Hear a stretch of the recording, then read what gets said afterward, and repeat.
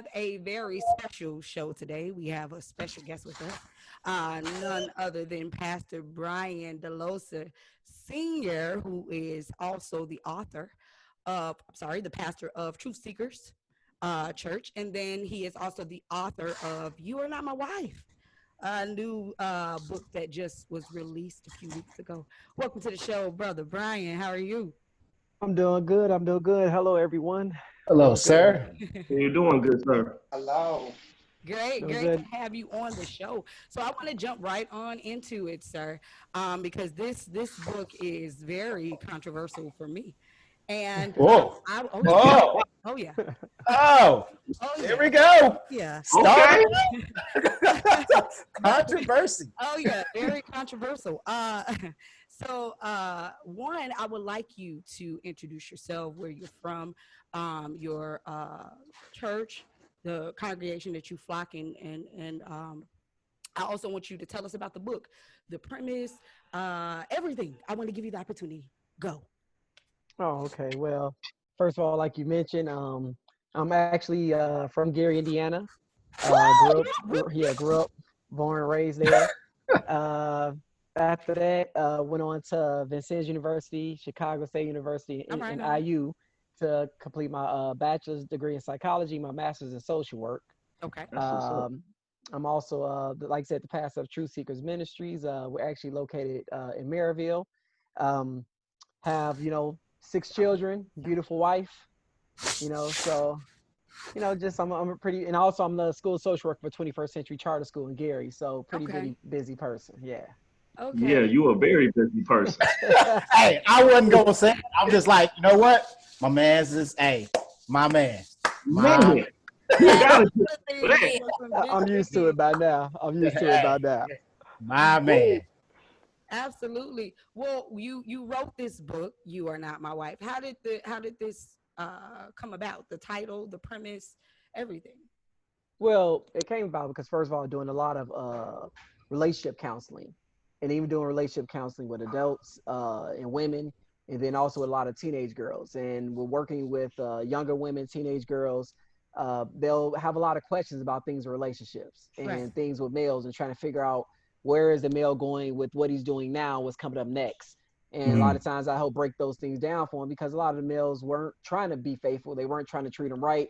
It was really breaking their hearts. And so I'm Right. the one dealing with the after effect of the heart being broke. Hmm. Right. Oh, So Right. I'm dealing with the child who's suicidal now, or taking Right. pills, or now smoking marijuana to try to smoke their problems away. And and after God blessed me with 4 daughters, I was like, Yeah, nah. buddy. I was like, Man. nah, I got to come up with something to help the oh girls out, yeah. and definitely my daughters out. Uh-huh. Right. They told me about that one. I was like, wow. What did Yeah. he have four So daughters? Huh? You said what? They he had 4 daughters. They both. No, no. Oh. My buddy, he told me because he used to be a womanizer. Y'all know what a Yes. womanizer, right? mm, Mm-hmm. And Yes. so he had a daughter, and after that, he's like, never again, man. I'll never mess a woman up. I'll never mess her up because Oh. he realized that that's someone's daughter that he did messed up, Yeah, because That Right. he that's messed up. he huh That he yeah, messed because he up. didn't.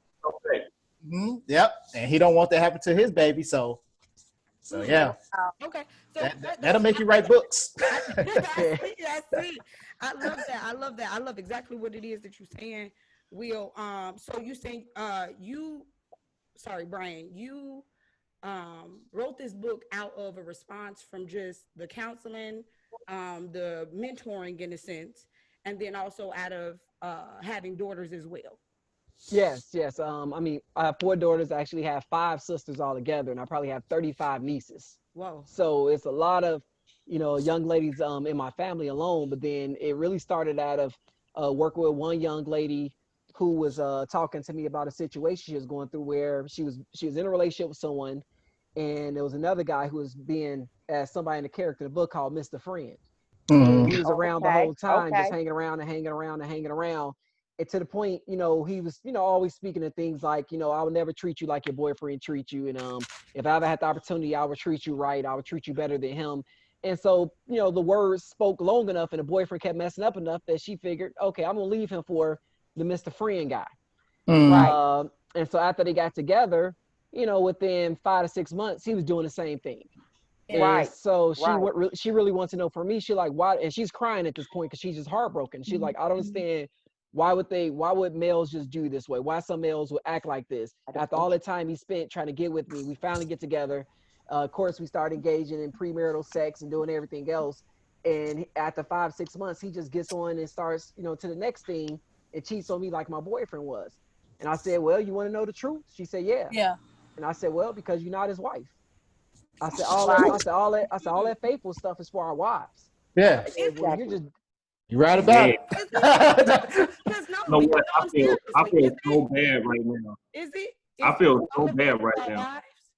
Is all of that's like saying all of our commitment levels is just for our husbands? I mean, is it?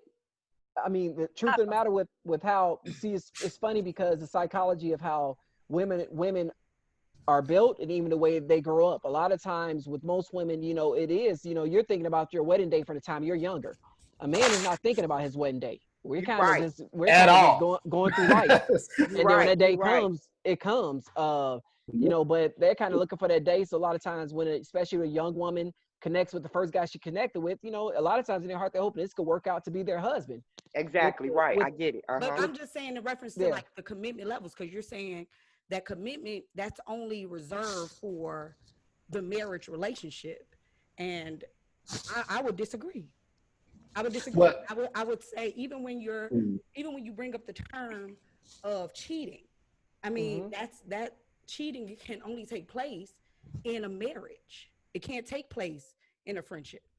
Right. And so that's why these things were like That's really true. controversial for me, because I'm looking at one, dating, like you said, is man-made. That is a man-made, Mm-hmm. made up Mm-hmm. term. And it is Yeah. not nowhere biblical. You Yep. only have friendship, and then you have espoused married. Those are one and the same, because espoused is an earnest agreement. That's money on wood, that's saying that you have enough in the bank to fulfill the commitment level. So espoused and married is the same thing, yet the status still doesn't change the fact that you're friends to begin with. And And what so you're when you're saying, saying oh, sorry. commitment level, that Mm-hmm. commitment level started at the friendship level, had to, in order to develop trust and build all the things that are necessary Mm-hmm. to have it. So when you say that it's reserved for that, I'm like, wait a minute, somebody teach me how. Hmm. Mm. Okay. Mm. And so how it comes because I do a lot of marriage counseling and premarital counseling with people at my church and with the young ladies I work with, we have singles group and I come in and speak to them. And what I explain to them is I say, you know, what goes, we get to know each other because you want to become friends. I Right? said, after you become friends, I said, the next stage is the courting stage. I said, I said, the courting stage is you're focused on, are we getting married? I said, you're not just dating a date. I said, you're focused Right. on marriage if it's about God. And so you're doing it his way. I said, so that's kind of the parameter. That's the But parameters is where, being set. my question is, brother, where is that in the scripture? Because I don't see courting, I don't see this so-called dating state. There's none of that there. There's friendship. And then you're thinking about, you should be thinking about the marriage end of it, no matter who you're with. You see what I'm saying? Like this is all, Well, this I, is all, this is all live auditions. And so well, I get what yeah, you're. go Oh, ahead. okay. Go I ahead. get what Yeah, you're we saying. should I be get what you're thinking that, saying. but that's not reality. That's What not we do. reality No, and no, what's no, no, no, happening in the it's church. not what's Yeah. happening in the world, but it is And Right. scriptural. So because it's scriptural in His kingdom, it makes it reality. That It may is. not be your reality because well, and you see what I'm saying. You don't practice what He Mm. told us to do. He never and told what us this you're dating and and I He told know. you to prepare yourself for service. Period. You don't know And who so you're what gonna I was serve. saying. Go ahead, bro. And so what I was saying in the book. That's why it's called "You're Not My Wife," and I call it date scamming.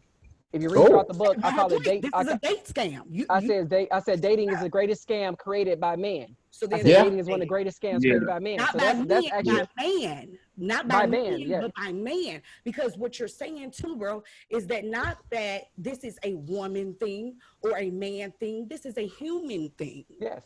Yeah. Right? So it's not so to say, because I'm be honest with you, bro. I'm reading this and I'm just like, wait a minute. The idea that woman appears as if she's, I guess, emotionally helpless and can't make a decision on her own when she noticed the foolery whether that's with a friend that's a woman or a friend that's a man. I can read the comment because I'm one mature and I've been taught, but this isn't just a woman man thing. This is a human plight.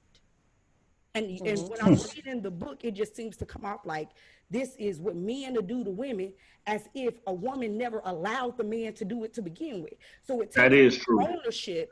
It takes away ownership from the woman, as if I had no hand in it, or like I wasn't down with it. You see what I'm saying? Well, I see what you're saying, but it's not meant to take away ownership. It's meant to show how men work in a relationship. That's what the book is about. It's meant to show how it works if you decide to do things the way God doesn't say to do it. What happens, because you have, I'm sorry to say it, but in many of the churches you have, people are dating and having sex. And they're not supposed to be doing it. They're supposed to be waiting to marriage. And so I'm dealing with people where I'm counseling them. They're supposed to be saved and they're just dating to date. And I'm saying, well, what are you doing if it's supposed to be leaning towards marriage? Right now, it's just something to do. But at the same time, I'm saying what happens is that when you engage in sexual intimacy, a connection is made where you two become one. And so now when it happens, what is made inside of the woman is we're made different from the woman is made different from the man. We get cut off an emotional tie. Our brains are made where we can shut that side down. So that's with, like woman, that. with a woman, all of that can have one. When you're saying that, that's the key thing that I love that you're saying, that you guys aren't emotional, because when you're talking about Alias 12, these are all, in my opinion, these are emotionally led men. These are men who have been mothered to death because they are full of emotions and feelings. And this is what a man does. Like, they don't respond like this. A man would never treat a person, let alone his wife or yeah, but you also talking about males and not men. yeah. But my whole point is when you're reading it, it's saying men. Do you understand? This is not men.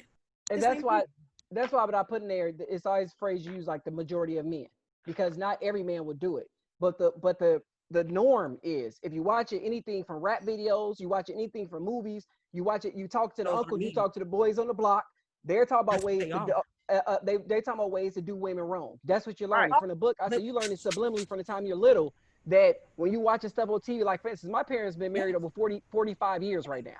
So I understood how I should treat my wife when I got married. Exactly. Was that just for your wife, or like just a person? Like, he wasn't just treating. Wait, hold on, y'all. Hold on, everybody. It's like, if you want to call in 1-747-242, all of us, because this is a very I'm gonna go get some. We need to go get some water, and just because, like, my goodness, Selena. Yeah, Selena about to come through. I love it because I'm glad that I had the opportunity to read somebody something that prompts thought. And so, one thing about it is, again, I'm about what's biblical and what's scripture. If it ain't written, I don't care what you're talking about. It's not going through, And so, like, one of the things I'm going to go back to, quote right in the beginning, because again, I'm about words. I'm wordy. This is my background is English. I graduated from both as an English major. That explains a lot. We're talking about author intent. No, seriously, we're talking about author intent. So when I'm critiquing from a whole artistic level, And so I'm not just like I'm really reading this. At the end, you said, by the end of this book, you will be equipped to protect your heart, dismantle our tactics, immediately spot the major aliases we utilize to deceive you, and be more confident in your relationship journey to find Mr. Right. To find him, but that's not our job. Find us. We're to be found. You get what I'm saying? But you still, okay, for instance, when you are presented with a deal, if somebody came to sell you a car, you still want to know what to look for if you should buy that car or not. Correct. He gave us still, that. You should still know what things to say. Okay, this person's talking about this, and like I use one of the guys I use. If it's somebody that comes to you, because they come in so many different forms, and a lot of stuff is things I dealt with women in the church who have went through this. So you got Mr. Dreamer, for instance. Mr. Dreamer will come talking about all these things he's going to do for her. He's going to take care for her, how he's going to be there for her, and they'll have this future together. And so this all is to pull you in into believing we have a future together. So we'll make quotes, we'll make phrases like, man, I can see in just 10 to 12 years, I can imagine where we'll be at.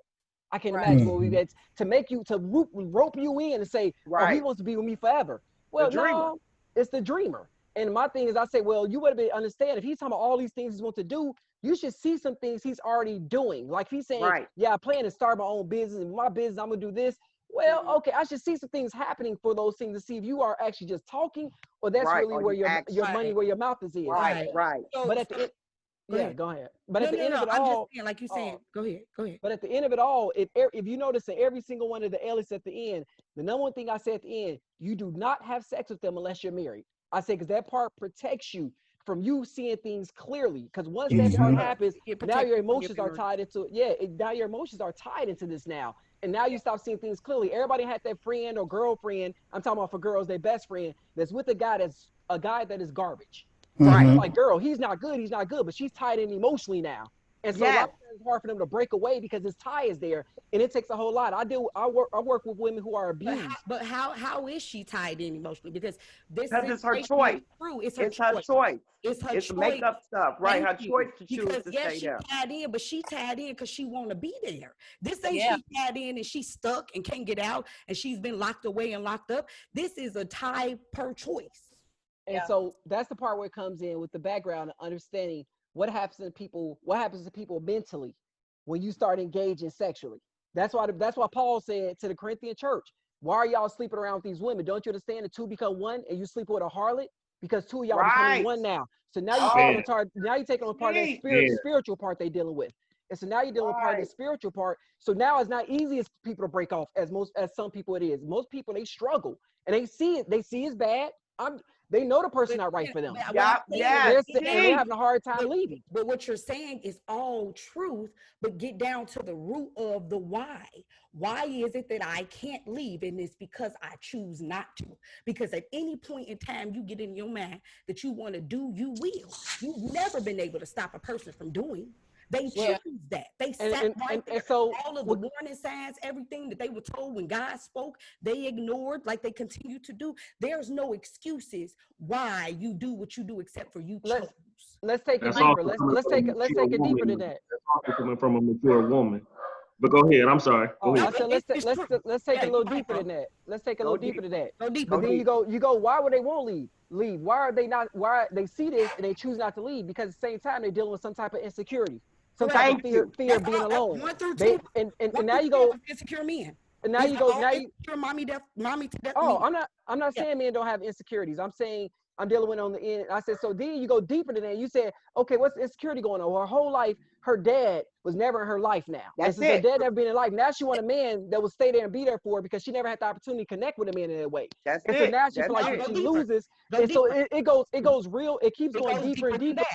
To even go to the next level of that. And what is that? Identity crisis. Everybody is suffering from an identity crisis. You don't know who you are and you don't know to whom you belong. And because of those things, you act accordingly, you behave accordingly, you think accordingly because your true north has yet to be established. It's a phrase. It's a phrase I use all the time in my church. I said, and God showed this to me. And he said to me, let me show you something clearly. He said, where in the word of God have I told you ever to find your love from another person? My point. He said, there's nowhere in the word of God. He said, but I tell you to love people because your job is to receive your love from me. And as you receive your love from me, because my love is perfect, you could give out my perfect love. But if you look to receive your love, if you look to receive love from other people, their love is going to be imperfect. And so now you'll give out an imperfect love. He said, that's why So the identity, it's in Christ. You'll find the identity in Christ because his love is perfect to love others. Yes. Shantae, is that you up there clapping? Shantae, is you clapping? Shantae, you clapping? That was you.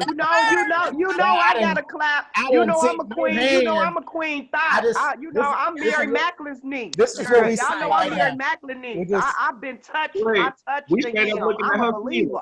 I've seen the more of your fan than I have seen of your face. I don't know who I'm looking at right now. Exactly. I can't look at me. I look scared. You look scary. Oh, hey, baby, how you doing? Hey, Jordan. Hey. Okay, guys, I don't want to. I'm sorry. I want to take advantage of all this time. I do. I'm sorry. Seriously. He need to say the whole time. This is interesting. Like, this is intriguing, and even if it's an after show afterwards, I love to get to the heart of things. And so again, words, they have to add up everywhere. It has to align, for me to be like, okay, and Well, he said something. Sure. Well, he said something interesting. He said something interesting to me that about the dreamer man. Do you think the dreamer man is actually giving out these false dreams on purpose with the intent on something, or is that something that he has an insecurity on that he actually wants to be, but he doesn't realize what he's doing? A lot of times with the dreamer man, a lot of times it is things that he may want to actually do. And all it is that point, most time with Mr. Dreamer, he wants somebody by his side while he's doing it. And the thing about it, whoever's by his side at that moment is the most, you're the most opportune person. But it doesn't mean my dream is gonna actually end with you. But at that point, you're by my side. And so it's a lot of things where you hear them talking about things they actually have planned to do in the future. Things they were like, one told me, he was gonna start his own business and he's gonna start his own business cleaning houses and all those things. And I said, oh, okay. And a person told me about it. I said, okay, so has he started putting in the stuff to, the information and started setting his business up? And they're like, no, well, how many years y'all been together? 3 years. Oh, so when is this going to start happening? Right. And it was like, and so it was a thing because the woman on her end, she was business minded. She would take care of stuff. And he knew he was coming up major, short like crazy with taking care of his part. So he kept roping her in with, oh, I'm doing this, I'm going to do that. Oh, this is my plan. And he did a whole lot of talking, but there was never no action behind it. And so I'm saying, no, you want to watch his action and to make sure his action is lined up with his words. So that's where I was kind of saying that's how you handle Mr. Dreamer. But at the same time, the standard always is you're not having no premarital sex. No, you keep your mind clear, you keep yourself clear, so you can easily see who this person is. So you don't get all foggied up by the relationship part. Entangled. I'm done with you. Just saying. I mean, it's a pretty good word. It's a good word. He said that intent. So do you believe that the dreamer's intent is to deceive, or is his intent that he desires to do, but he's ill-equipped? That was your question, right? The dreamer intent is to steal. The dreamer's intention is. Right.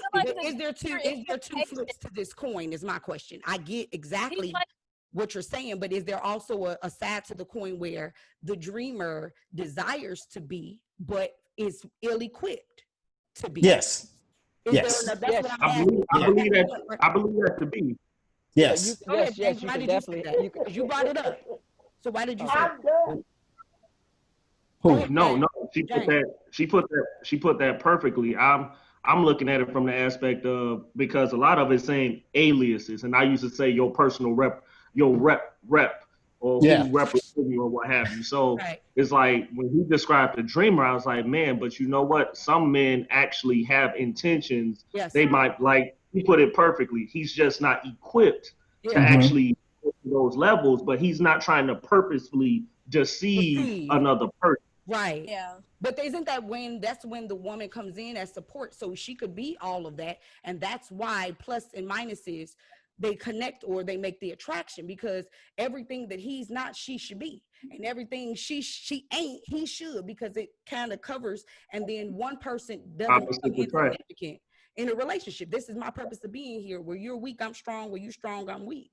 So then now I got to go back to the woman, and I have to say, did you make sure you did everything you were to do in your supportive role to assure that he was? Because let's be very clear. This ain't no woman's world. This ain't no woman's setup in marriage. This is a male set up, dominant head of the household type thing. There is no two foundations. And what we're finding in marriage is that you have brought in your own agenda, your own ideology, your own will, and you're trying to force it into that man's life, and that ain't going. And a lot of men are going, but it ain't going. It can't, because it's not biblical. It actually makes your marriage look deformed physically when God looks upon it. Because the head is where the neck, and the neck is where the head. And we have too much of these physically deformed marriages out here on display representing the kingdom, and it's a lie. And then I have my children growing up, like you saying, we got generations growing up believing that this crap is truth, and it's not. Dating is a lie. Cheating cannot happen outside of marriage. This stuff, all these myths, all these Walt Disneys have to be debunked from this point on. Walt Disney. It's walks you. Amen. Amen. Well, Amen. that's why the teaching starts at home. That's why the teaching has to start at home and be passed on. You can't expect for nobody else to try to teach and guide and think they're gonna catch it. No, you have to enforce it at home first. Yeah. Go right.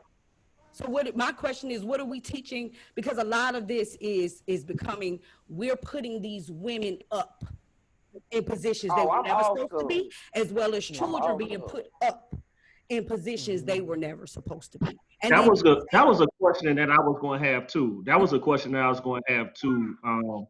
With Brother Brian, I was intrigued when you're saying that you are having these conversations with young people at 21st century, and it's amazing to me that they're already having these being in these type of situations, being so young, like barely being in their teens and not in their 20s even, but they're having these so-called adult type of situations with another person already. That's amazing to me. Yeah.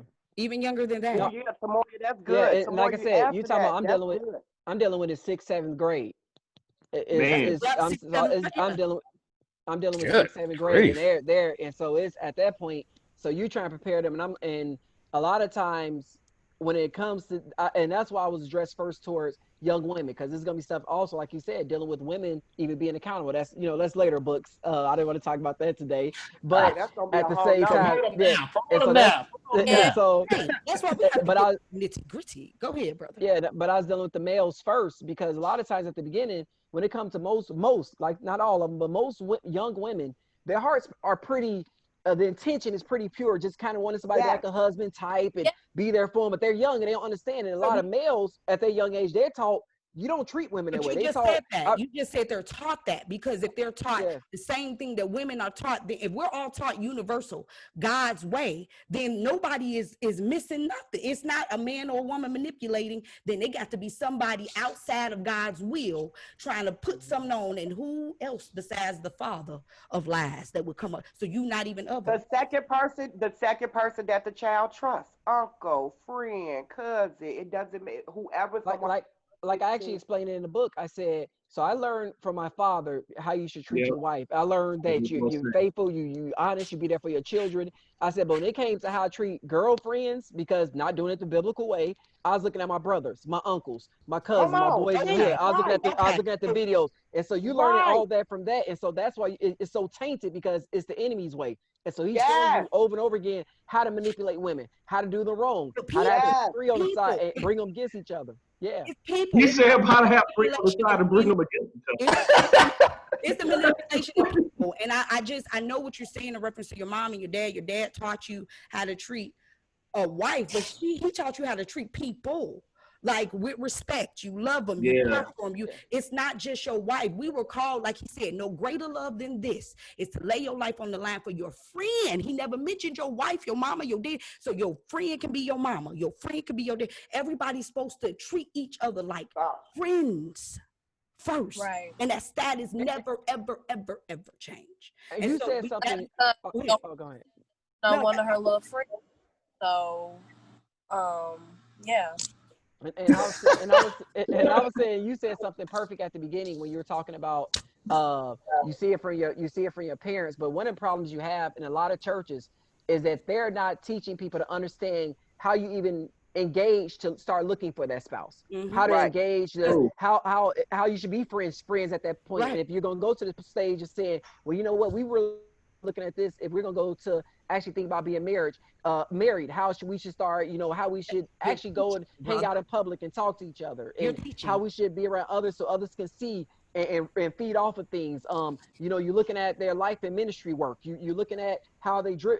Is this person driving? Is this person heart driven towards God? Is driving your heart there too? That you're not taught those things. You kind of taught, oh, you're gonna meet somebody to get married one day. So then, and so it's like, okay, what's the church purpose then? If we're supposed to be there to be equipped for this life, what is the purpose of the doors being open if I can't come there and get this valuable information for not only my becoming, but generations to come? Why did we open them doors back up? Because the truth of the matter is, that's exactly what we're finding out here. We have religious order in these churches, and we have no teaching. We can't go. This is supposed to be a government facility. This is supposed to be our government headquarters, just like the White House or your No, local don't say the White courthouse. House. And you get to God. go there, you go there for your constitutional rights. Somebody's supposed to be there to explain that to you. Somebody's supposed to be there to explain what marriage looks like, what the design for family looks like, what it is, what business looks like in the kingdom. All this stuff should be here and explained to us. It's But yet all of the there, teaching. and we All just of the get teaching. to one section of the church, which is the sanctuary, and nobody focuses on what we're supposed to be doing, which is colonizing. And this is my problem that I'm having out here, because where do we find this information? If you're not teaching it, if it's not in your book, if you're not pastoring and teaching it, thank you. It's out there, but of course they're not looking, guys. Well, that's where the problem comes in, I isn't mean, they do look, but they make up their own words. There you Though. go, They Shante. do They make look. it up. They make it up. And I think that's what God does at certain times where we know, it's even the time we're living in, but God does a thing where he infiltrates us in places. Like he said, infiltrate me and put me in the school. I'm That's working right. with kids from That's kindergarten to 12th grade, Mhm. and That's he'll infiltrate right. and put you with some nieces or nephews and Teaching. have you. And so he infiltrates us in certain places Teaching. where, and the thing about it is, so many times I'll be talking to a kid and they're like, yeah, my dad's a pastor, or my mom's, my mom's an evangelist. And they're ready to move forward and do stuff in relationships that would drive their parents crazy. Right. And God will use me in those moments to explain to them, hey, do you understand what comes out of this by you doing this? And they don't understand. They like, well, I just figured that, we shouldn't do it till we are married because that's just the Bible says. I said, no, you got to understand, this is about value, worth. I said, because how man works is that we won't let you get our garbage cans system without signing a contract. You can't get cable without signing a contract. Right. You can't, because man understands that you can't trust anything the man says. You're So you gotta put your money where your mouth will is. not live up to your end of the bargain. And this is why dating is a facade. This is why you have promissory note agreements and all that, because that's the facade. You don't live up to the end of the bargain, and that's why we got to have a contract. But you can have a unilateral contract with God, which is what marriage is. It is not a commitment between two people. It is me committing to God, saying that I would devote myself to you come hell or high water. And if I got an attitude, it doesn't negate my responsibilities. And I bet not have the nerve to get an attitude when the temps show up because I ain't showed up for work. Exactly. You bet not. Man. Do you understand what I'm saying? Do you understand the positions that women put men in? And then it puts our families in jeopardy. It ain't just men. I'm done with men being the cause and the blame. Hold on, we got to take ownership as women. And as support systems here, we're failing. We drop balls. We continue to drop balls, and then got the nerve to try to take y'all's. I'm over it.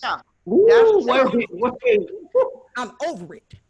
Yeah, that's I true. believe that every king in your book, every king in your book should have been supported properly by a woman and not a parasite. I'm over it. We have got to get this right. Let me tell you who at stake. My child out here, your child out here, her children are out here. They're in me, they were, and now they're out of me. And so guess what? I have to protect them. Well, you want to know something, and like you said, it's about the teaching and the foundation of God not being there. Because the first time I actually heard the phrase, they're not your wife, is actually when I went to my first college to play basketball there. And it was after practice. I came out of practice with some of the other teammates. It was my freshman year, and a group of like 15 girls ran up, and they were like, they were trying to find out who I was. And I was like, well, you know what? I got somebody back home, yada, yada. I'm not trying. They said, listen here, you're not married. Why are you trying to be faithful? This is what the women said. They said, different area code, different zip code, it doesn't count. So, so that's all. They said, we got boyfriends back home, so it don't matter. So you start to have it on both ends where people have no accountability for how they want to be. Yeah. Yep. No, there you go. Seriously. You did mention though in the book that you do come across situations where you have to remind your clients that this is a counseling relationship. Can you expound on that? What is occurring in this moment that a reminder is necessary? Well, what may be occurring in that moment, and they teach you this when I was in my master's program, and I remember my professor came to me. She said, first of all, she said, look in this room, and there was 60 of us going through the cohort, the master's program. That means you stay together for 3 years, all 60 of y'all, if no one drops out. She said, out of 60 people here, there's only 2 males. She said, you're one of the 2. She said, and quite frankly, she said, Brian, she said, you're attractive. You're not ugly. She said, so you need to be prepared. She said, you need to be prepared for young women and women you'll be working with that will get attracted to you because they're explaining how they're feeling. They're being vulnerable with their emotions. They get attracted to those who they're being vulnerable with, and you'll be a good listening ear for them. So she was like, so how do you, she said, so the way you respond when this happens is you have to call it out when you see it happening. So if it's things where I see with someone maybe trying to be flirtatious, someone I was working with, and they start trying to push they shirt up and try to lean towards me flirtatious. And I told her right then, I said, you need to stop that. She said, huh, stop what? I said, you need to stop trying to flirt with me in that way. I said, that's inappropriate. I get it. Okay, so is this like that. does It's this like happen a lot? What'd you say? I said, does it happen a lot? And then yes, it does. No, seriously, like pastor, like I'm a young pastor, right? I'm young in my ministry, and I'm talking about 60, 70, 80 years old, pushing up, right? Like, hey, Reverend, how you doing? Little stuff like that. So, like you said, you gotta nip it in the bud, like, no.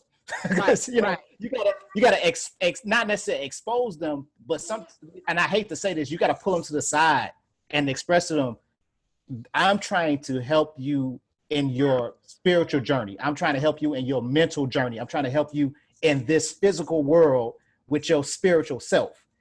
And some women, because they've been emotionally damaged, or they've been or they are physically tied to whatever they are physically tied to, they will immediately feel like, he a man, I'm going to show him that I'm a woman. He'll respond. Right. Because most men treated them that way. I definitely get it. I get what Reverend Dilosa is talking about too, because it was like watching how we was watching these things with Malcolm X.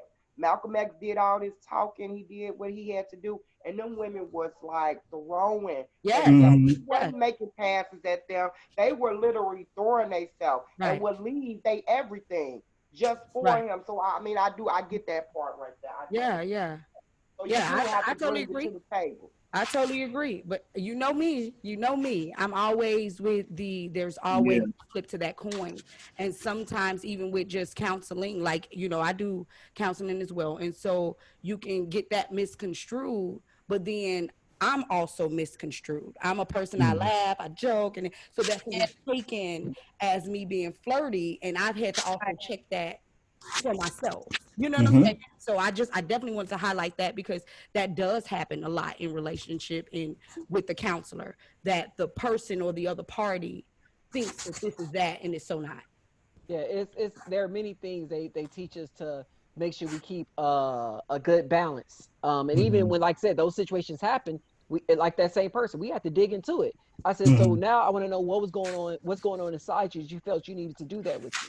And now it really becomes like, oh my goodness, because we want to dig deeper to feel like why did you feel like you needed to do that?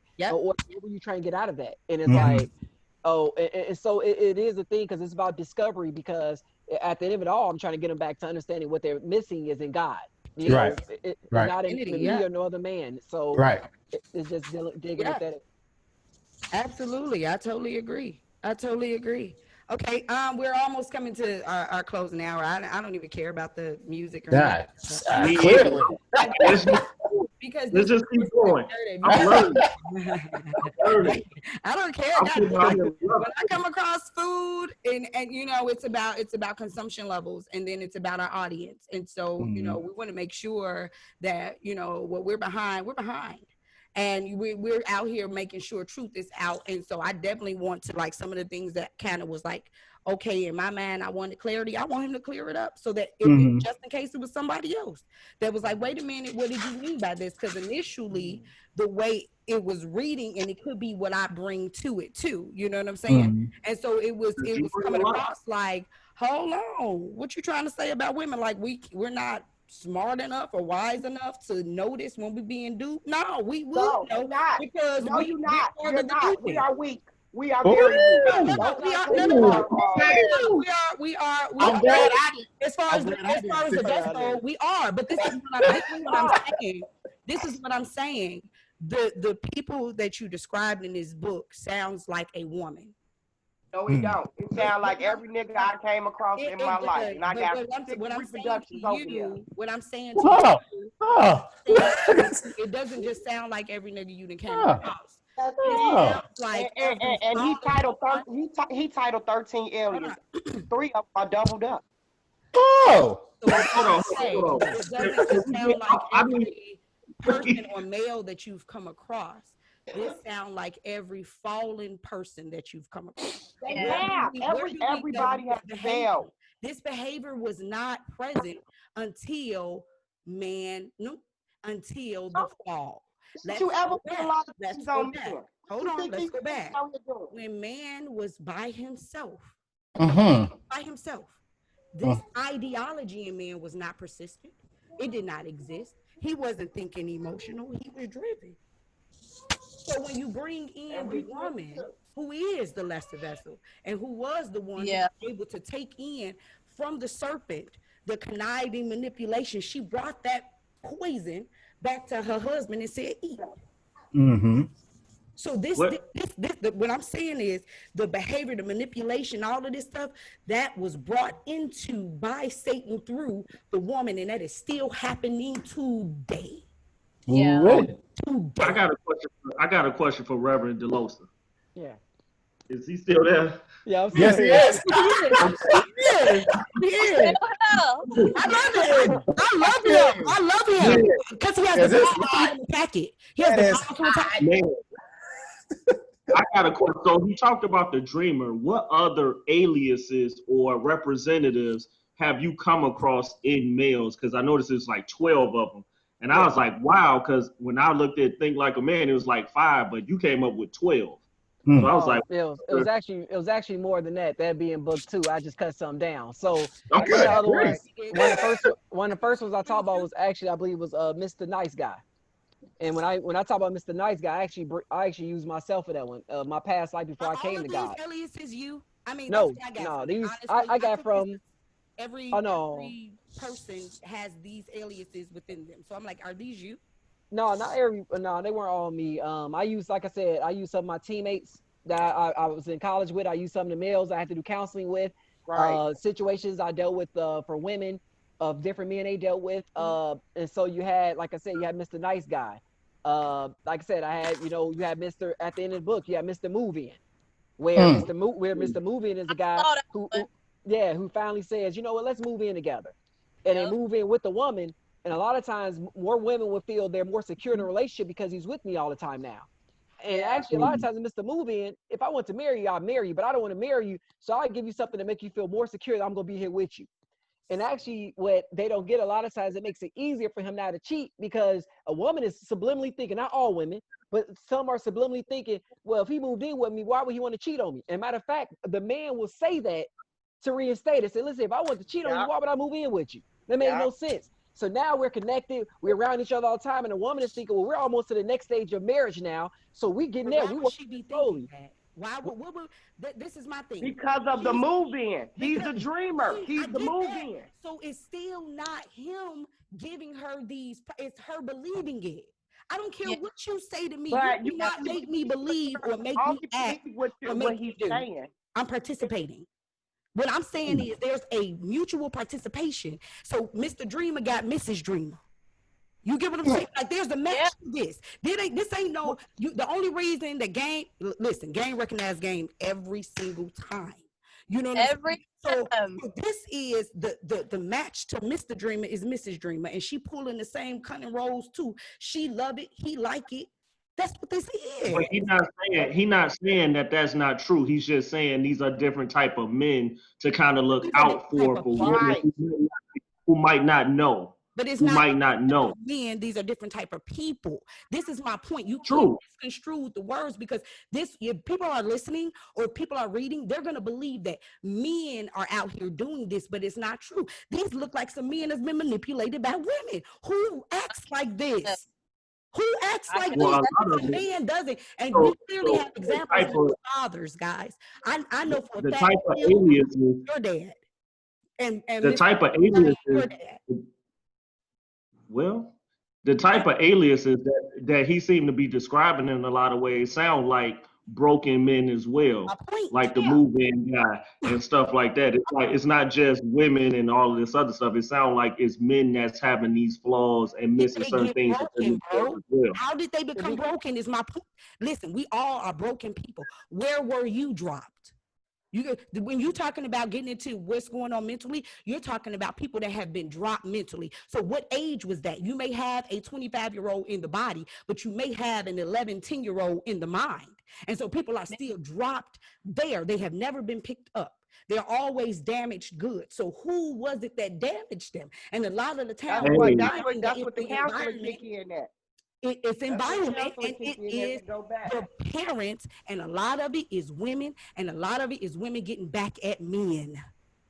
And what one of the things you're saying is that everything you're hitting on is right on the point about where was people dropped at, where did the fall off come, what was broken in their lives, and what I'm dealing with is a whole lot of men who actually, I'm dealing with men, and the majority is sad to say in today's world, that don't live for Christ. And these are like the new thing now is not getting married and moving in together. The new thing today, atmospheres, we move in together. Actually, it said you need to move in together first to see if y'all able to last, and then you get married. Actually, not understanding that when you move in together first, that jumps your divorce rate up to 80%. That actually makes it worse to move in together first. But the mindset of the world is, no, we don't get married, let's move in. Matter of fact, let's have a child first before we get married. And this is the norm of society. It's the norm of society, but like you said, people not scriptural. Go ahead, Tamoyes. My ex's mother said that. He was like, because I mean, like, it starts at home. Yeah. It starts at home. And she was like, I believe that people, relationships should live together before they get married. Because, and when I heard her say that, it just went over my head, but it kind of didn't. I just remembered it. But me and him, he was Mr. Move-In. He was the Mr. Move-In guy. But I feel like the way that you're saying, like, to keep him at home and make sure that he was there, like, that really wasn't me. I feel like the roles were really reversed. Like, he moved in, like, to be to me, and he wanted to make sure, like, that we were together. He'd be Mr. Possessive. He missed the possessive right there. He was in the book also. Mr. Possessive is the controlling one to make sure he always has an eye on you. And that one too. He was Mr. All of them. Mr. Nice Guy. Mr. Mom. Mr. Mom. Because that's what Mr. Mama's boy. He's a mama boy.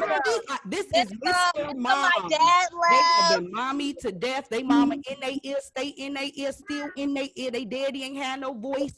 Like, this is what we're seeing, a generation that lacks a father. And that's not just women that have daddy issues. You got men that have daddy issues. And you go all the way back to Dr. Cressy. Dr. Cressy was talking about the failure of providing your children with enough lap time. And so when you don't give them the lap time, or you don't have the patience to sit them on your lap and allow them to sit there until they're ready to get up, instead of saying, move, get away, and all this other stuff, if you don't give them proper lap time, guess what? Male or female, they go looking for lap time. Somebody to when get them some lap. Yeah. It's like, that sounds so bad. They wouldn't. Men dressing like women. All I saw was the blue cone. Once the blue cone came out, I knew it was serious. Looking for get their lifetime, bro. And she was talking that in the 60s. In the 60s. And you still find that even today. Like, I don't want to get out of here before your closure. Your closure was controversial for me, brother. Pastor,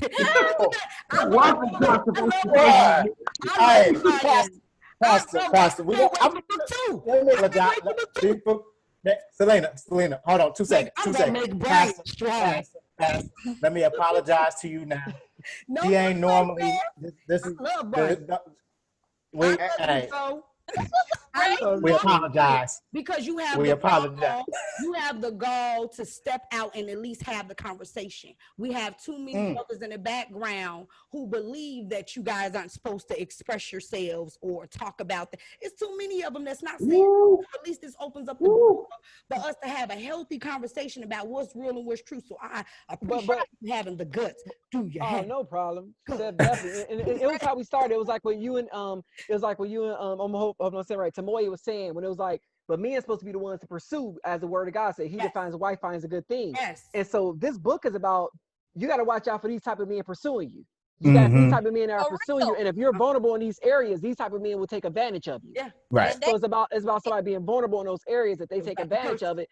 So the same way, like when I talked about Mr. Pregnancy, you know, this man will want to get you pregnant first, so he could keep possession of you while he's doing whatever he's gonna do, or make sure you don't go anywhere. But he still don't want to marry you yet, but he's trying to make you pregnant. Right. I wish you would have came up with this book in '79, cause in '96. Okay. Oh. We almost out of here. Explain this to me now. You have to explain this part to me, Brian. Now this one is the big one. Okay. I'm serious. It's very huge for me because, again, I am a reader. Every word means something because it means everything to God. Okay. So your conclusion.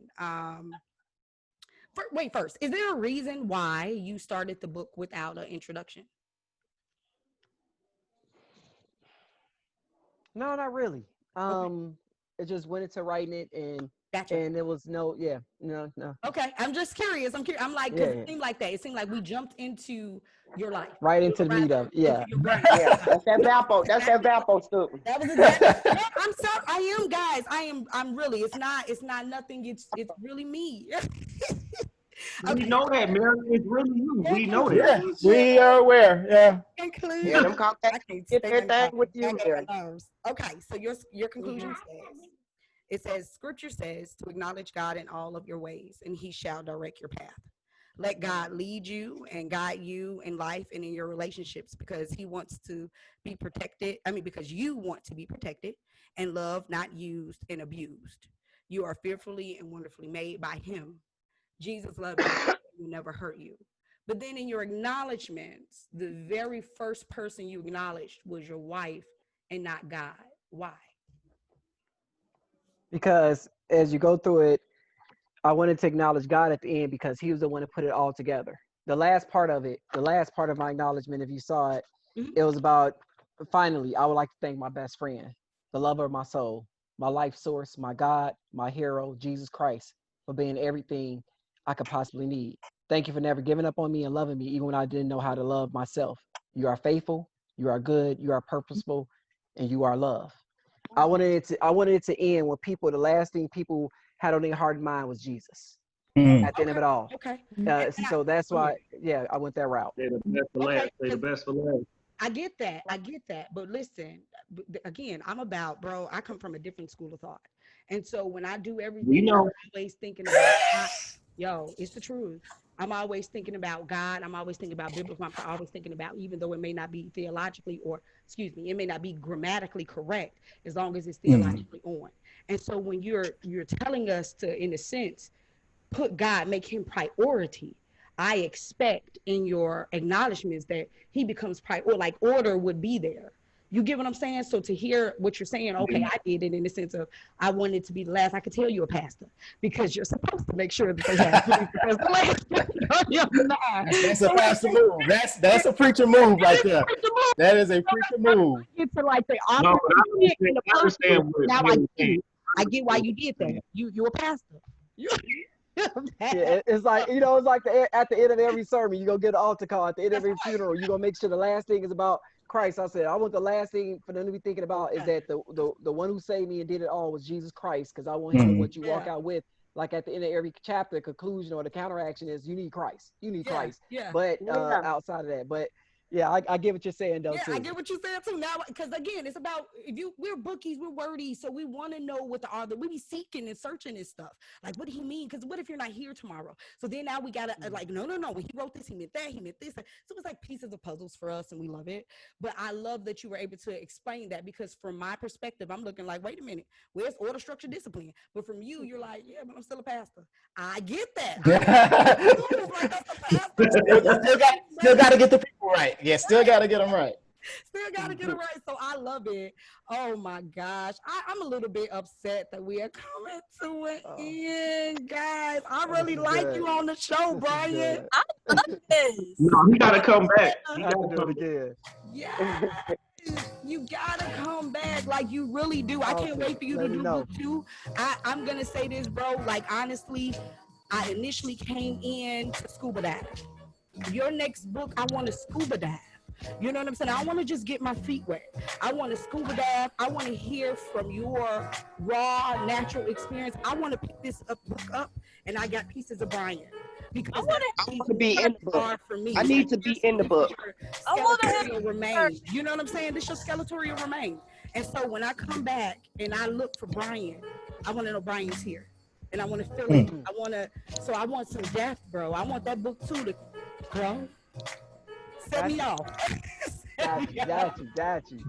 Any final words, guys? Any final words? And then we'll let Brian give us a final word. Go ahead, Brian. You first. Oh, man. So first of all, if you got the book, I want to thank you. But if you haven't, get You're Not My Wife. It just prepare you, your daughters, cousins, whoever else needed to understand that Satan is on the prowl to seek and destroy. And you need to be protected on every side. And so your number one protection is in Christ, but Christ has also given us wisdom.